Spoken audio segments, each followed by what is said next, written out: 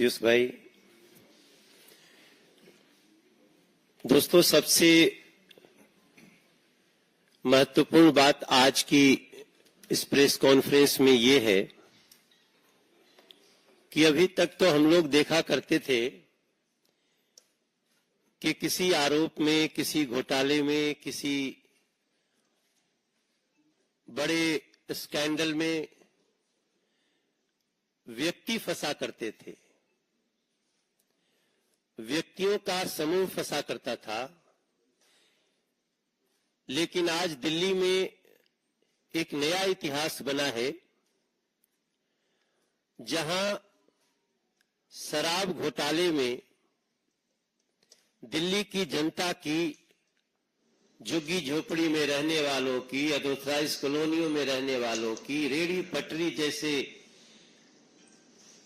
कार्य करने वाले लोगों की सुविधा के लिए जो पैसे खर्च होने थे, उस सरकारी खजाने के पैसे को शराब घोटाले में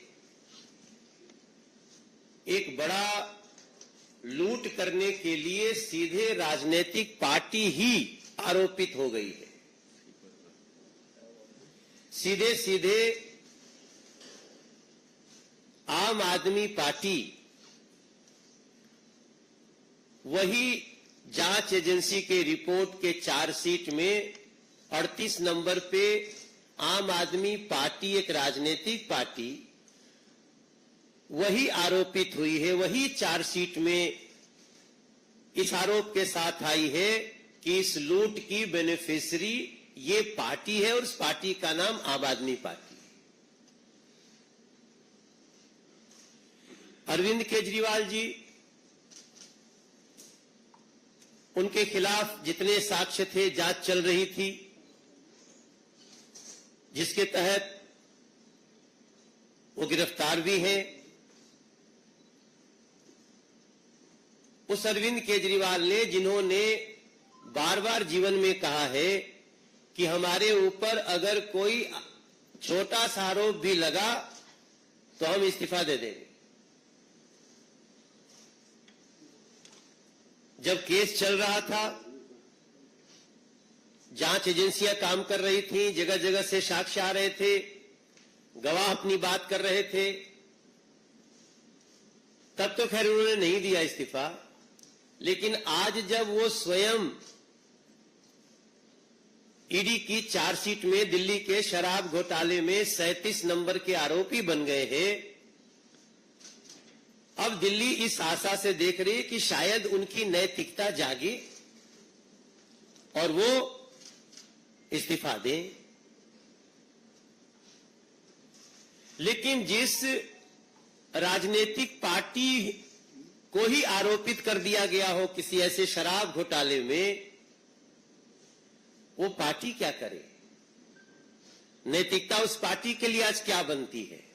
ये सबसे बड़ा सवाल है और ये सवाल देश के हर राजनीतिक पंडित के मन में भी होना चाहिए, होगा भी, दिल्ली की जनता के मन में भी है। और हम सब सांसद के रूप में, दिल्ली के सांसद जहां जा रहे हैं, दिल्ली की जनता यही कह रही है कि इनके खिलाफ कार्रवाई होनी चाहिए। अब सवाल यह भी उठता है कि एक राजनीतिक पार्टी, आम आदमी पार्टी, जो आई ही थी करप्शन के खिलाफ एक्शन करने के लिए, उसके जितनी नैतिक बातें, जितनी कागजी बातें, जितनी मैनिफेस्टो की बातें आप अगर आज अध्ययन करते हैं, तो हमें लगता है इस देश में कोई दूसरी पार्टी इतनी नैतिकता की बात करते हुए तो नहीं आई थी जितना आम आदमी पार्टी। मेरा मानना है कि आज इस सवाल का भी जवाब पूछना चाहती है दिल्ली की जनता कि अरविंद केजरीवाल, आपने इस शराब घोटाले के एक बहुत ही महत्वपूर्ण आरोपी विजय नैयर को, उनके संबंध में आपने कहा ये मुझे नहीं, ये आतिशी जी और सौरभ भारद्वाज जी उनको रिपोर्ट करता था। तो आज दिल्ली की जनता एक सवाल करना चाहती है कि आप मुख्यमंत्री थे, विजय नैयर अगर एक सरकारी बंगले में रहता था तो बंगला किसने इसको दिया था? वो जिस बंगले में रहते थे उसकी अलॉटमेंट कैसे हुई थी, इसका जवाब तो एक चिट्ठी लिख करके जेल से दे देना चाहिए। ऐसे में आज मैं दिल्ली की जनता से भी ये प्रार्थना करूंगा, मुझे भी दिल्ली में सांसद के रूप में कार्य करते हुए मैं 11वें वर्ष में प्रवेश कर गया। तीसरी बार दिल्ली ने हमको सांसद बना के खड़ा किया, और जब हम गली में जा रहे हैं तो मैं आज ये भी बताना चाहूंगा कि दिल्ली की जनता को क्या क्या झेलना पड़ रहा है। आपको जान करके दुख होगा कि दिल्ली में 2018 के बाद जो 60 साल का हो रहा है, अब उसका बुजुर्ग पेंशन नहीं मिलता है। दिल्ली में पिछले 10 साल में एक भी किसी गरीब का नया राशन कार्ड नहीं बना है, जबकि लगभग 1,72,000 लोग out of 72 lakh total ration card धारी 72 लाख हैं, इसमें 1,72,000 लोग अभी संसार में नहीं है स्वाभाविक रूप से।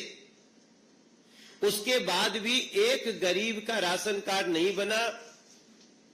और हम जब भी कहीं बैठते हैं जन सुनवाई करने, जब भी हम कहीं बैठते हैं लोगों के बीच में, तो उस उपस्थिति का 30% लोग राशन कार्ड के लिए गरीब चिल्ला रहे होते हैं। आप सबको ये दिल्ली के जनता को जानकारी में रहे कि जो 5 लाख रुपए का फ्री ऑफ कॉस्ट इलाज पूरे देश में 55 करोड़ लोग उसमें इनरोल्ड है, जिसमें लगभग 70 से 74 लाख तक की आबादी दिल्ली की है। उनका नाम निबद्ध है कि अगर आपके घर में माता पिता पति पत्नी और उसके बच्चे, इसको परिवार कहा जाता है उस डेफिनेशन में, उसको 5 लाख रुपए का इलाज मिलेगा। लेकिन वो दिल्ली में रोका हुआ है अरविंद केजरीवाल जी की सरकार ने, और झूठ बोलते हैं। आपको एक और जानकारी दूंगा इस प्रेस कॉन्फ्रेंस में कि गरीबों को घर देने वाला प्रधानमंत्री आवास योजना, जो 4 करोड़ 21 लाख लोगों को पूरे देश में घर दे दिया है, एक केवल कालका जी का उदाहरण छोड़ दीजिए जो डीडीए की जमीन थी और सरकार की योजना से हुई, वरना दिल्ली के एनसीटी इलाके में प्रधानमंत्री आवास योजना बंद है, उसको चालू नहीं किया गया है। तब मैं पूछना चाहता हूं कि आप 10 साल में क्या दिया है आपने 10 साल में दिया तो कुछ नहीं। पानी के लिए भी दिल्ली तरस रही, या तो पानी के लिए तरस रही है, या तो पानी के कारण तरस रही है, परेशान हो रही है, तड़प रही है, तरस रही है और तड़प रही है। या तो पानी खत्म हो जाता है, या तो पानी भर जाता है, गाड़ी डूब जाती है। तब मैं आज अरविंद केजरीवाल को उनकी नैतिकता की याद दिलाते हुए, कि आप कहते थे ना कि आरोप लगते ही हम इस्तीफा देंगे, अभी आरोपी बन गए, आप चार्जशीट में आरोपी बन गए। तब मैं पूछना चाहता हूं, दिल्ली की जनता आपसे एक्सपेक्ट कर रही है कि क्या अब आपकी पार्टी को सरकार में बने रहने का अधिकार है, क्योंकि आपकी पार्टी भी इस शराब घोटाले में आरोपित हो चुकी है। 38 नंबर पे इन सवालों के साथ दिल्ली की जनता तो इसका निर्णय आपको करेगी, समय आने पर देखेगी।